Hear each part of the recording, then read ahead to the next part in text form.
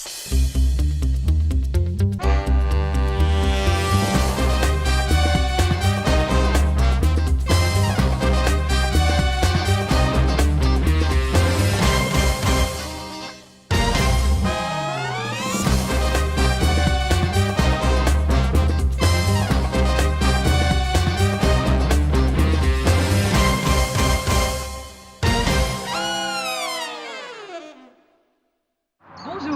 et bienvenue à la plus célèbre émission du moment. Tout le monde veut prendre sa place. Comme cette émission est la finale des finales, nous ne présenterons pas dans nos studios, mais dans un somptueux jardin romain. En effet, car nos deux adversaires ne sont ni plus ni moins que Jules César et Pompée.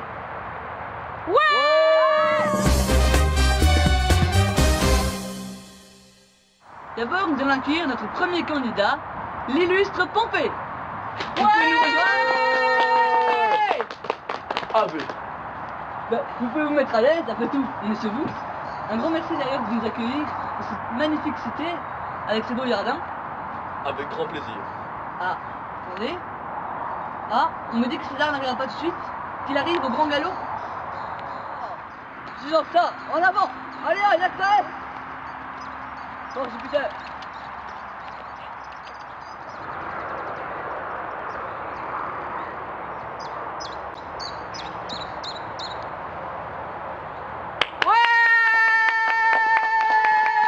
Avec moi.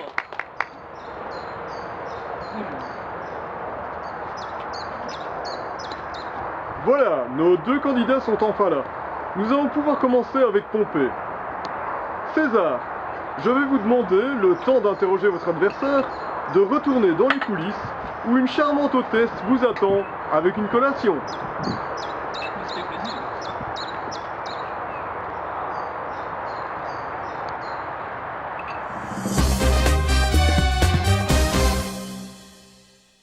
Nous revoilà à deux. Alors on va commencer tout de suite, pas perdre de temps, mais d'abord vous décidez vos thèmes. Quel thème voulez-vous choisir? L'armée romaine, l'architecture, la gastronomie, ou bien On va choisir pour César aussi. Oui, j'ai pour César en effet. Pour César, je vais prendre l'architecture. D'accord. Et pour moi-même, je prendrai l'armée. D'abord, je vais rappeler les règles aux téléspectateurs. Alors, je vais poser la question au candidat, donc c'est à Pompée, et il va me répondre soit par cash, carré ou duo. S'il répond par cash, il aura la réponse tout de suite, sans que je lui donne une possibilité de réponse, et il gagnera 5 points si la réponse est correcte. Carré, il aura 4 possibilités de réponse, et s'il répond correctement, il aura 3 points.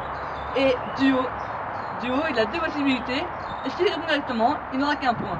Mais s'il répond à une des questions mauvaises, bah il n'aura aucun point.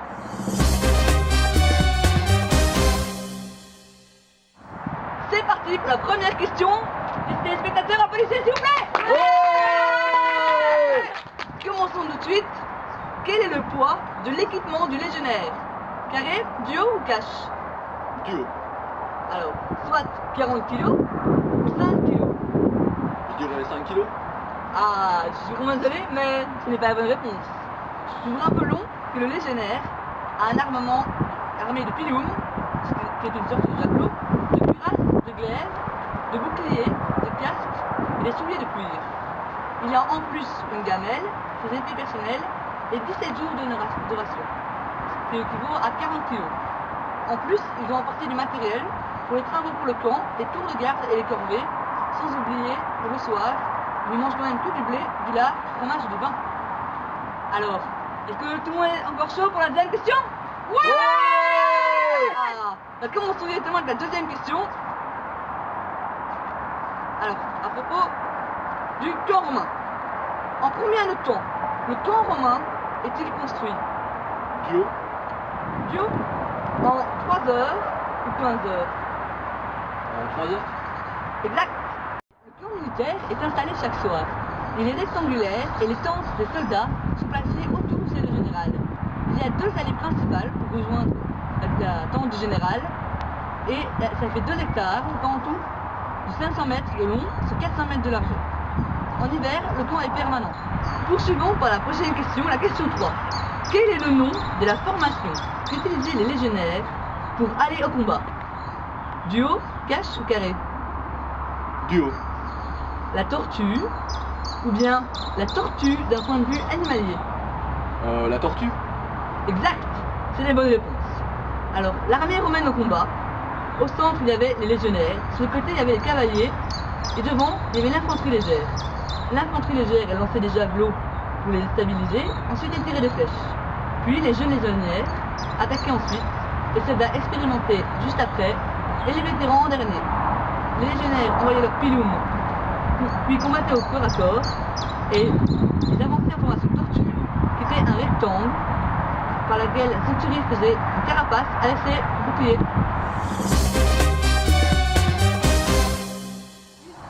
Poursuivons avec la quatrième question. Combien de centuries compte une légion? Carré, duo ou cache? Carré. Ah, soit 60, soit 120, 30, ou 10. 60. C'est exact, c'est la bonne réponse. Alors, une légion est composée de 6000 soldats. Le légat qui en est l'officier supérieur, et un tribun qui commande 2 corps. Le centurion, qui est la tête d'une centurie, qui elle-même est composée de 100 hommes.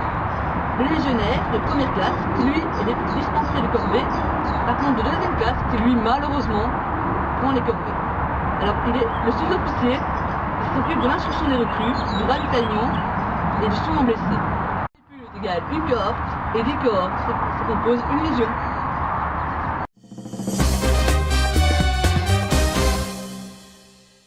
Allez, on y va là. Je suis au top. 5e question. Ah, et vous le public, il vous aussi au top? Ouais!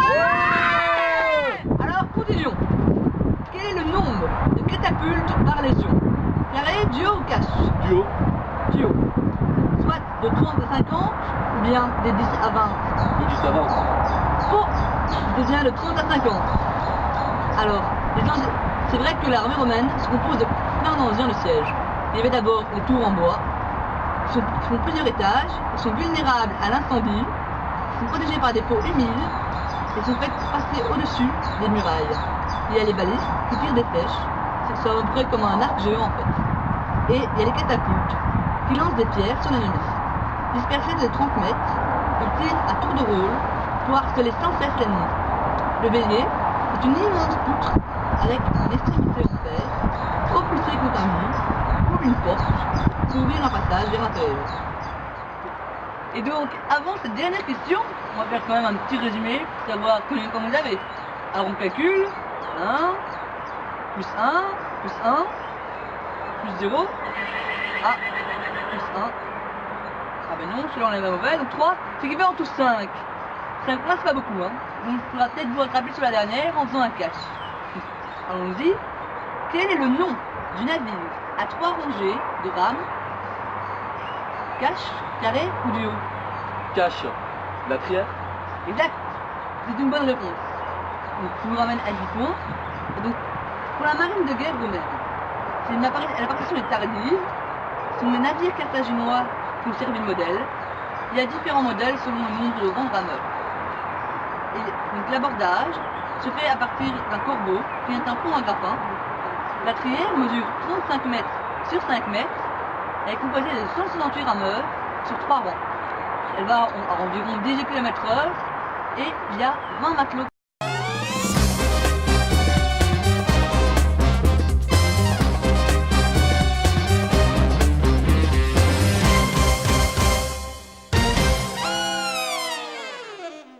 Et maintenant, place à notre second candidat, César. Merci. Vous connaissez les règles? Bien sûr. Bien, on peut tout de suite commencer avec la première question. Quel est le nom du bâtiment qui a la plus grande coupole antique? Duo, carré ou cache? Je pense que tu veux dire cache. Alors je crois que c'est le Panthéon. Exact. Le Panthéon, qui est un temple dédié à tous les dieux, qui a été plusieurs fois détruit avant d'être enfin reconstruit par l'empereur Adrien en 125 après Jésus-Christ. Son intérieur est rond et c'est surmonté d'une immense coupole de 43,3 mètres de diamètre. Il y a un grand trou tout en haut qui laisse passer la lumière. Place à la deuxième question. Comment se nommait le plus haut pont de la Rome antique. Carré, duo ou cache? Ah, j'ai décalé quand même. C'est quand même un peu dur, on est chaud. Le pont du Gard, le Tower Bridge, le Golden Gate ou le pont de la gare? Ah bah j'hésite entre le Golden Gate et le pont du Gard. Mais je crois que c'est le pont du Gard. Exact! Le pont du Gard, qui a été construit au 1er siècle après Jésus-Christ, est le plus haut pont romain, car il fait 48,77 mètres de haut, 360 mètres de long. Il a 3 niveaux et il enjambe le Gard, d'où son nom. C'était facile. 64 arches, et il fait partie d'un aqueduc de 50 km qui amène l'eau jusqu'à Nîmes. L'eau passe dans un tout petit canal en haut de l'aqueduc. Cette eau sert à alimenter les fermes et les jardins de la ville. Ah, continuons sur cette excellente lancée. En effet, public, encouragez-le. Ouais! Troisième question. Quel est le nom donné au plus grand bâtiment de Rome qui accueille les courses de chars? Carré, duo ou cache? Je vais dire du haut. Eh bien, vous avez le choix entre le Circus Maximus ou le Maracana. Circus Maximus. Tout à fait. Le Circus Maximus a été conçu au 6e siècle avant Jésus-Christ et est donc le plus vieil hippodrome de Rome. Il fait 600 mètres de long. Il est séparé en deux par la Spina, qui était totalement décorée. L'empereur avait sa propre loge face à les lignes d'arrivée. Et 250 000 spectateurs assistaient aux courses de chars, qui étaient très dangereuses, car tous les coups étaient permis.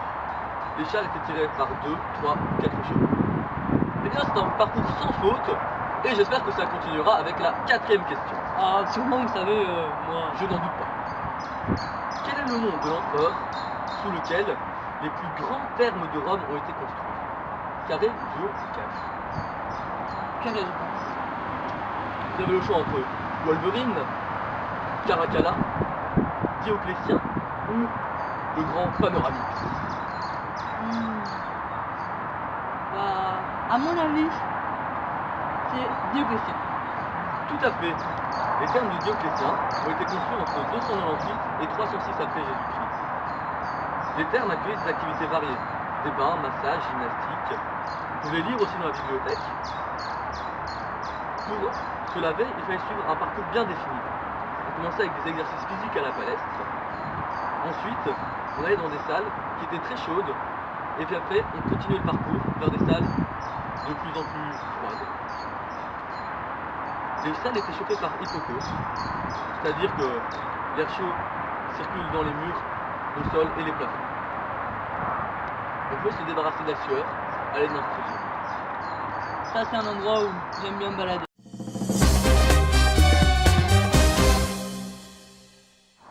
Et tout de suite, un petit rappel sur les scores avant de passer à la 5e question. Vous êtes pour l'instant à 12 points.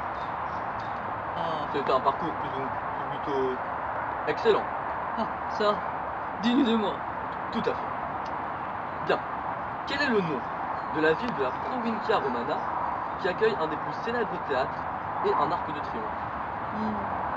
Duo, carré ou cache? Carré. Orange, Cassis, Split ou Macao? Moi, Split, je connais bien, mais. Moi, je vais dire orange. Exact. Le théâtre d'Orange a été construit au 1er siècle après Jésus-Christ. Il pouvait accueillir 9000 spectateurs qui étaient séparés selon les classes sociales.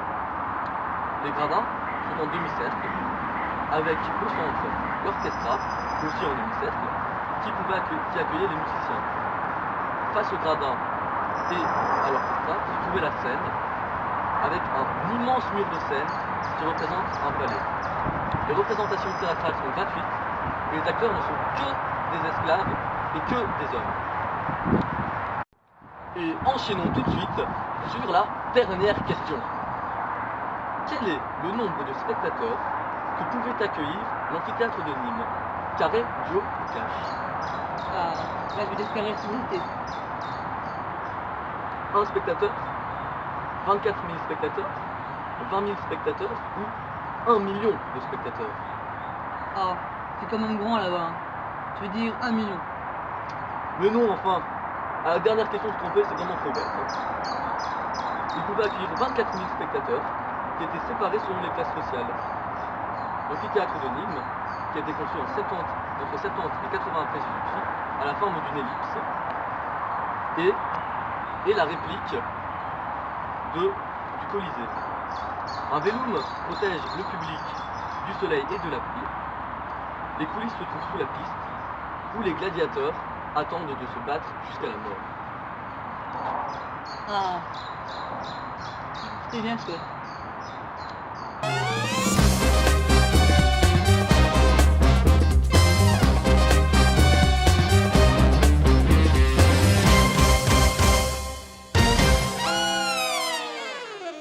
Et maintenant, nous allons accueillir nos deux candidats qui ont été exceptionnels durant cette présentation, Pompée et César. Applaudissements du public!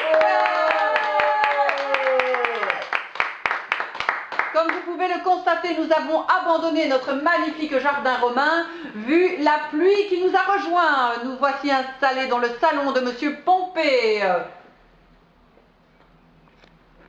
Et j'ai le grand honneur de remettre la cagnotte au vainqueur de cette édition, César, qui gagne avec un résultat de 15 points. Notre candidat malheureux Pompée n'a réussi le score que de 10 points, c'est bien triste. On se retrouve demain pour une nouvelle émission avec cette fois une confrontation entre Bart de Wever et Charles Michel. Ouais!